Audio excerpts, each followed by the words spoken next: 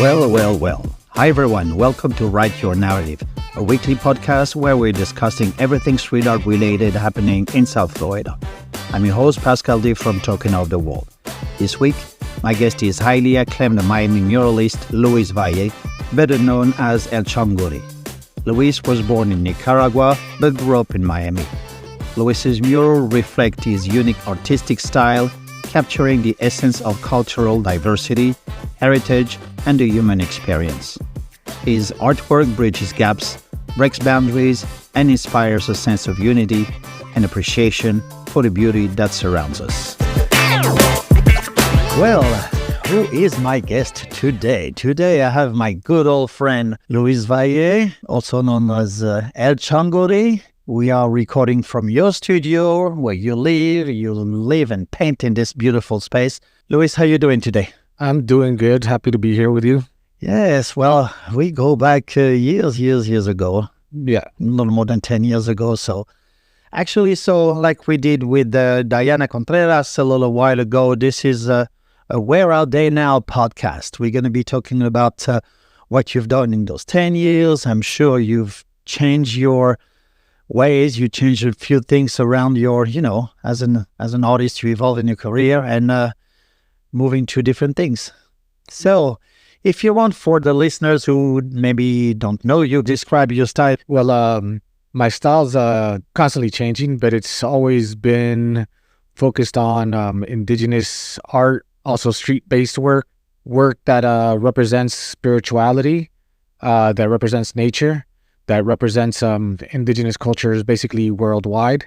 So I get all these little bits and pieces and make imagery that helps to show that that life is an energetic, fluid movement, that we're all one in this spiritual experience that we call life. So it's kind of an always evolving process. My work, it's changed around throughout the years, and I'm just happy to live my life creating and be able to evolve with what I do. Beautiful. If you don't mind, we're going to revisit some of the questions that I asked you for Token of the Wall. You were on the cover of the magazine in January 2015. And actually, even your doggy was still here. Gary was on the cover too. So, yeah, he's both of you, yes. A lot younger back then. He was a lot younger back then. A little boy. So, one of the first questions that I ask you, how did you get started in the art world? Well, I've been an artist my whole life. As far as I can remember, I've been coloring. I was always the best artist in my class in school. I remember when I was in second grade, my art teacher told my mother that I would be an artist when I grew up. And as I was a younger kid, I only really had two main interests, which were sports and art. I did very well in school also. I always got honor rolls and all that stuff. And so, but there was nothing in academia or in business-wise that I felt that I wanted to do outside of either sports or art. And when I was in middle school and high school, I picked up graffiti, just like anybody else that was an artist back then. Started hitting the streets and expressing my artwork and, using the urban canvas. I went to Florida State University for college, and I got into the BFA program out there and, realized that, like I said, there was nothing else that I really wanted to do in my life but create artwork. And I think artwork was a way for me because my family, we were exiled from Nicaragua when I was 2 years old. So this is where you're from? Yeah. Nicaragua. My father was part of the Somoza government back then. We literally had the American government, the helicopter show up to our place and tell us you have 2 hours to get everything or you guys are basically going to die. Wow. And so we were uprooted and brought to the U.S. And so as a kid, I always grew up with all these stories and my parents' trauma from having to deal with all that kind of stuff. So I think the artwork was a way for me to kind of heal from that when I was a kid and just kind of express myself through and heal myself through creating and whatnot. So, and as I got older, it just was like second nature for me to create. And, eventually I also went to New York and got a master's degree at NYU in painting.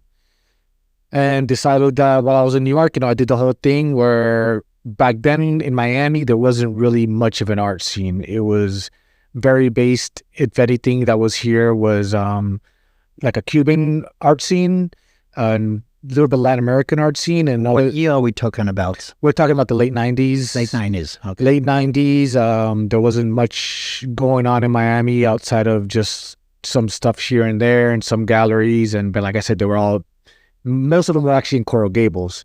And most of them were based with there's a large Cuban community here, and a lot of the old exile artists, they were the ones showcasing at the galleries and stuff. So I went to New York in 2001 with kind of that's what I had to do to become an artist, was move to New York. And that's when Ringwood was kind of starting to happen a little bit, and you saw little things here and there. I actually worked for a gallerist called Barbara Gilman in the late 90s, and she told me, because she was one of the bigger gallerists here in Miami that was doing stuff in the art world, and she had told me that all the arts, and kind of gave me the game plan for what was going to go on in the design district in Wynwood. And she actually was showing Purvis Young back then, and which was really cool because I got to see his work early on. But she basically schooled me in a lot of stuff, and but then I went to New York. Yeah. And like with Stars in My Eyes, thinking that that's what you do as an artist, is move to because New York back then was like the center for art in, the United States.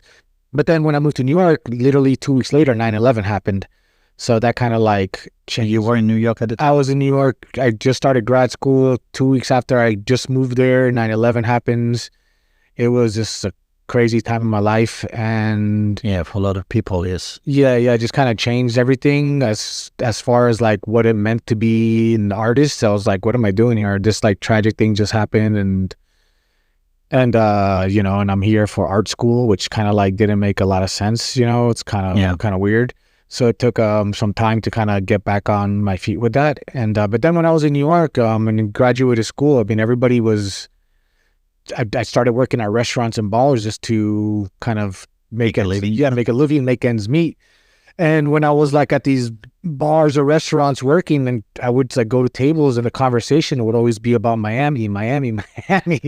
Well, of course, the grass is, everybody thinks that the grass is always green on the other side. From Miami, you go to New York. From New York, you want to come down for the sun and everything, yes. Yeah, but Miami was, I guess, back then a new, refreshing thing, where the art world was really starting to put their eyes on it. And I had actually gotten a recommendation from one of my older sister's friends that my older sister's not here anymore with us, but she was a best friend with an artist called Wendy Wisher, who used to show at Dorsch Gallery. And she gave me some advice. She was like, look, you probably have a better chance of having a show in New York or showing in New York if you were back in Miami, because it was kind of tough in Miami. In New York was you're just another fish in this giant ocean, pretty much. So I moved back to Miami in 2006 and started getting into the scene here again. And then a year later, I was in a show in New York. Oh, it's right. Listen to your big sister's advice. Yeah. So, but you mentioned doing some graffiti.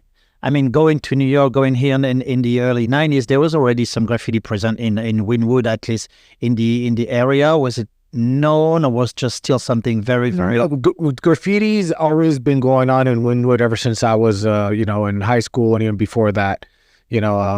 Miami, people don't know, in the 90s was huge for graffiti. I mean, it was everywhere. Were you following the scene at the time? Yeah, I was part of this. I was affiliated with some crews. But I mainly bombed with myself and some other friends. I didn't want to necessarily crew up, because a lot of crews back then were fighting a lot. Yeah, they were. And I was friends with multiple crews that had beef with each other.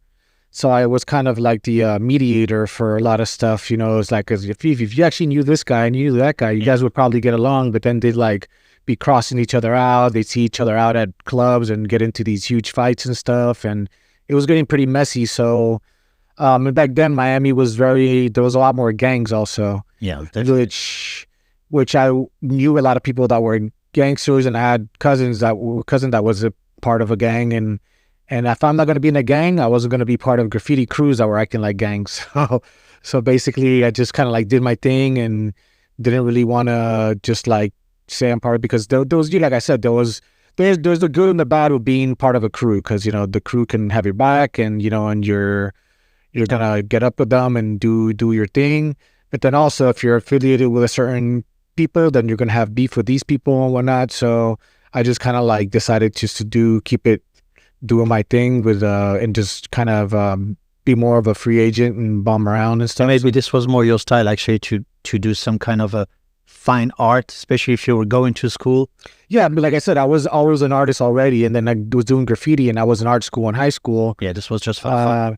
No, graffiti was for the fun, but it was also, I took it seriously as an art form too. It is a serious art. I loved the art form. I remember like just being in middle school and seeing the older guys that were doing graffiti and just being like, completely just like, oh my God, this is incredible.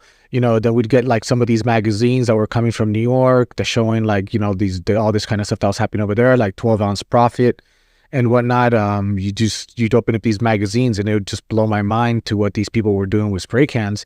And back then it wasn't like now where you got paint companies that are dedicated to making paint for graffiti. Yes. Back then it was like we had to go to hardware stores, and I couldn't buy spray paints. We had to steal them. We had to figure out ways. To manipulate the cans and find different tips and stuff to do what we wanted to do. And then there was a whole just like thrill of I'm sneaking out of my parents' house at midnight and getting on my bike or crayons, or just whatever, whatever you could put your hands on. Whatever we could put our hands on, and then just go out at night and hit the streets and go bombing for hours. So, like I said, sometimes in a bike, sometimes in a car, or sometimes when you're out with friends on a weekend. On the weekends, you're going to parties and you're just making stops and hitting up spots and whatnot, and so it was the thrill of it and also the art of it. And, then you're going back to school after you hit up all these spots and everybody's like, oh my God, I just saw what you did. And all that. So that was, that was definitely like a whole thrill that came with doing the graffiti, which was awesome. And then it did like the street stuff ended up showing up in the artwork I was doing on canvas anyways, so it was, you did some sort of a graffiti work on canvas too at the time? I wouldn't call it graffiti work, but it had graffiti and street elements on the canvas. Because I was like when I was in school, I was using learning to use oil paint and acrylic and whatnot, and even then though my paintings that I was doing with oil paint had some sort of like street feel.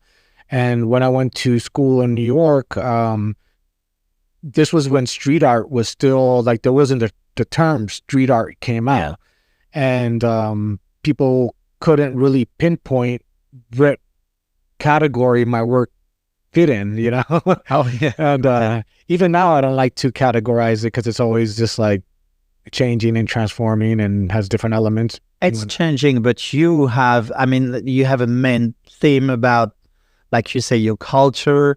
Nature is a huge theme in your work, in your fine work, or in your murals. There's always some animals represented, and always some the meaning that goes with the animals. Everything has a signification. Yeah, definitely. I use a lot of the animals to kind of symbolism, to the jaguars, strength, power, supernaturalness. I paint a lot of peacocks, which peacocks have a lot of mythology and a lot of symbolism around them. Paint a lot of birds. Birds to me represent the spirit. So paint all kinds of birds and whatnot. All kinds of animals that just also I've always, ever since I was a kid, been attracted to, I would always just watch animal and nature shows. I loved nature. I love going camping. I love, going to zoos just to see whatever was there, even though I don't like animals being trapped in zoos and whatnot. But and as the humanity, it's like we've decimated more animals in my lifetime than have gone extinct in thousands of years. So it's like I like to paint them before they're all gone. Yes. Yeah.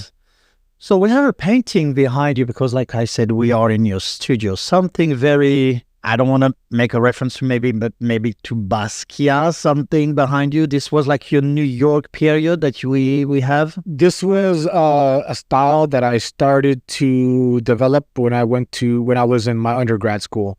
When I went to school at Florida State, it's kind of like there was definitely some kind of like expressionistic elements that Basquiat had, but there's a little bit more surrealism in this than I think that Basquiat had. It's kind of a process of where I would just kind of like go chaotically on the canvas with paint and bring out a lot of elements. Then I would do a lot of staring and bring elements out that I saw in the piece. And then so I would bring things out. I would see them, and I would just basically lay the paint down or the lines down so that then you can see what I'm seeing.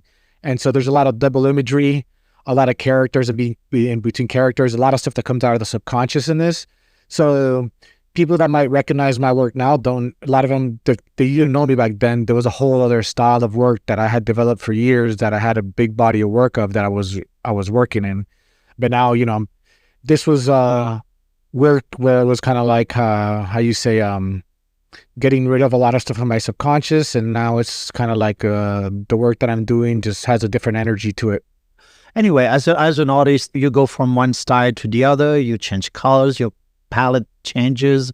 Of course, moving from New York, you have a different feel around you. You have the city.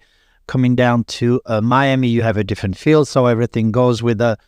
But those little dots that you are very known for in your art, how and when did they come out with your style, and when did you really define your style? I believe this is something that really defines you. Yeah, with the dots, basically what they represent is energy, vibration, frequency. I believe that life is a sound, that we are, our physical existence is a frequency that we're on right now. That basically, in the Bible, it says in the beginning there was the word. The Buddhists believe in Om, which is the sound of creation. We're on a plane right now that it's a particular frequency. And like I said, I've studied a lot of indigenous cultures in the world, and my work, I try to represent a little bit of like, say, universal kind of thing that I've seen from all of them. And as a studying and looking around a lot of the work, a lot of the shamanistic work is you'll see different patterns in the artwork. And the one thing that I noticed that a lot of different cultures used in the artwork was the dots. Whether it be pre-Columbian or Aboriginal or in some African work. And it's just a way to kind of get an element that I saw from a lot of different cultures and environments and get the basic part of it and use it in my work. And like I said, it basically represents the energy, the frequency, the vibration, which Tesla has also said, the scientist Tesla, if you want to know the secrets of the universe, think in terms of energy, vibration, frequency. So to me, that's something that's always stuck in me and something that I incorporate with the dots. Yeah, it is something very, very present in your work. So when you mention your origin and the all these different culture, you're also known by a different name than Luis Valle, El Chan Guri. So who is El Chan Guri? Well, El Chan Guri is that's how you kind of say it. El Chan Guri is it's a nickname that my grandma gave me when since I was a little kid. Nobody ever kind of was like, "What's El Chan Guri?" It's kind of like a pet name to kind of say, the meaning's kind of like the little guy. So it's something that's always stuck with me, and I started using as my art moniker. All right, so that's quite interesting. Also something from your childhood and everything. So, like I said, we're going to be revisiting some of the question that I asked you 10 years ago.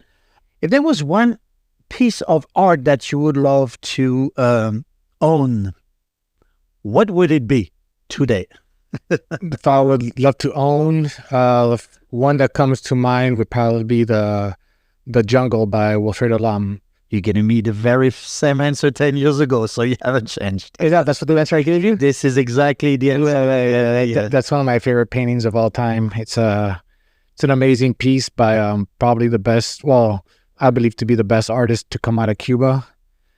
He was a surrealist, and He had a lot of work that kind of hit on a lot of things that I kind of hit also, just like kind of the indigenous aspect of it, the surrealism and whatnot, and in nature. So it's a pretty awesome piece. So that's something that's very close to you. So that's Yeah. that's fun. That's funny. 10 years later, you still have the same answer. Yeah. It means a lot. I think to me it means a lot. So talking about these 10 years, how was your career? How do you think? How would you say that your career evolved at the time when we met? You were working at Brisky Gallery. You were running the gallery. You were doing gallery shows. You were curating gallery shows. And this past few years, you decided to become an artist full time. You say, okay, the gallery is fine, but Yeah, the gallery thing was cool. It was I opened up the gallery with Michael Brisky. He was the muddy guy and I was the face and do everything guy. Like I found the space, found the artist, put on the shows, hung the work, did everything for the space, and this was in the kind of earlier days of Wynwood when it was still kind of fresh. We were probably one of the first galleries that were showing a lot of people that were doing stuff on the streets and whatnot. So that was awesome. In a way, but like I said, I'm an artist first and foremost. But I have the experience working with a lot of galleries before. That was probably the third one that I helped open up and worked as an assistant for a lot of many gallerists around. So I had the experience doing it, and it was great because I got to meet a lot of people. I got to show a lot of artists in Miami that are doing great things now, and meet different artists that were coming from around the world at that time to paint in Miami and in Wynwood. So it was really cool for that. But at the end of the day, I'm an artist first and foremost. So I never really I wasn't showing my work at the gallery. I was the director and the curator and all that. So it would be kind of like a conflict of interest to be showing my work in the same space. But I had plenty of work to show, so I just decided to, once I got to the point where I was making enough money with just the art alone, to do the art full time. Which is somehow the goal from each artist is just to live off your art. From the fine art that you do in the canvases work and everything, you this past 3, 4, 5 years, maybe since COVID, you're doing a lot more mural work than canvassing. Yeah. But for longer than that, I would say I've been doing a lot more mural work. I mean, the mural work is that's probably my favorite thing that I've done with my art. It goes back to being a kid and just the whole kind of like graffiti thing of putting your work out on the streets for everybody to see. It's a whole different way of showing your work, because when you're painting on a canvas, you're in your studio. Now we got Instagram, so you can show people your work that you're working on Instagram. But, when you're showing it, unless you're putting it in a gallery, you might have a gallery show where people show for the opening. They may have a closing show and show up then. But then people are not going to the gallery as much during the week. So your audience is a lot smaller, limited. So, but when you're doing the street work, the mural work, it's depending on where it's at, you might have thousands of people seeing it in a day. That is correct. So as an artist, one of the things you want is for people to see your work.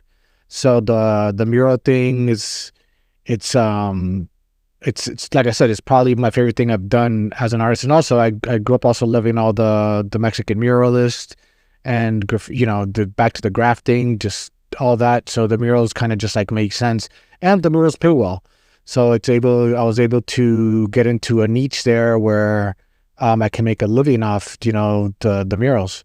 But you eventually going back to canvas. So as soon as I walked into your studio, you have a quite impressive painting in the work right now. Yeah, I have a couple of paintings in the works. I have a bunch of other canvases ready to go in the works. I'm just expanding my options of where to show my work and the work I do, and also exploring where I want to take my art to next. I'm also, getting a little older, so the painting on the streets and doing all that kind of work, I still have a lot left in me with that. Yes. But it's nice to sit in the AC and especially being in Florida and during the summer month. And this year seems to be hotter and hotter. I mean, every year. Yeah, not just in Florida. I mean, you go around the U.S. It's hot out there. It's hot, or it's rainy. You have to deal with the weather situation. So, talking about art and street art, there seems to be I don't want to say a new term, but everybody is talking about public art now versus street art. Is there any difference to you? Well, I always thought that public art was a better term to encompass everything that's being seen by the public. Because for years, everybody's been fighting with, it's the term street art, or my work's not street art, or my work's graffiti, or my work is murals, this and that. So I guess when you say public art, you're it's like encompassing a lot of things. Yes. I mean, but there's still like graffiti, certain form, but I guess that term public art does kind of help put a lot of things into one category. In one category, yes. Yeah. And it's usually something curated, something that all the municipalities, all the different cities are commissioning now, different murals. So this is what they usually call public art versus street art. I don't know. I think this is the right way to describe the scene, the art scene right now. Well, yeah, I mean, street art is still going to be street art. Street art there's a lot of things that are street art, though. Yes. From stencils to people putting sculptures on the street to people drawing on fire hydrants to to people doing, there's a lot of different things. All that are illegal side of the of the art. Yeah. Street. Yeah, exactly. Or maybe some illegal, some not, but it's just encompasses things that are not necessarily just murals or graffiti. Street art is a term for a lot of different things. All right. So now, we're going to get into the very last segment of the podcast. I like to ask every artist to comment on a quote that I found, usually something that is meaningful to the conversation we just had. So here is the quote I picked for you. Painting is just another way of keeping a diary. Pablo Picasso. Yeah, definitely. That resonates with me because painting is something, especially as I was telling you, I've been an artist my whole life. So each piece kind of is a marker for a timeline in my life and may represent things that I was dealing with at the time, or would just remind me of where I was and what I was doing and what was going on in my life at the time. So definitely that quote right there is pretty spot on. It's the last few months I was cleaning out my studio and getting rid of old stuff and just, to make space for new things. And as I was going through stuff, I was looking at things that I've made 25, 20 years ago.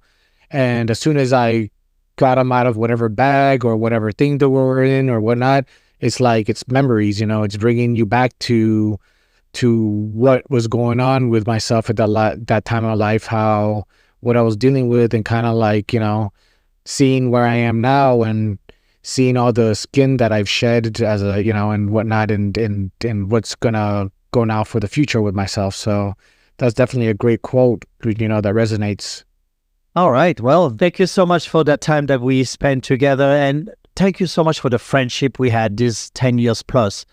Having you on one of the very first interviews that I did when we were running from the elements from the gallery. It was raining. We were just right on the street. And then you became the cover of the Token of the Wall magazine. I'm going to have to explain to our listeners. Some people may not know what Token of the Wall was, but we'll get this. This is going to be another subject. So thank you so much for your time. Thank you so much for sharing your narrative, your story. You've been writing it through the art. So thank you so much again, Luis. Yeah, I appreciate it. Thank you for having me. And, I'm always there. So as long as I'm around, you can always count on me. Oh, yes. You've been there. You are my Winwood family. Definitely. Long lost brother. The homie that we say here in Miami. All right. Thank you so much again, Luis. Have a great day. Thank you.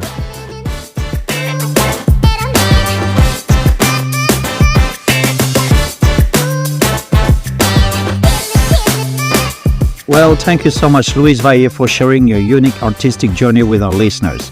Please follow and subscribe to the podcast on your favorite platform. Have a great week, everyone, and I'll see you on the next episode of Write Your Narrative, a South Florida street art podcast.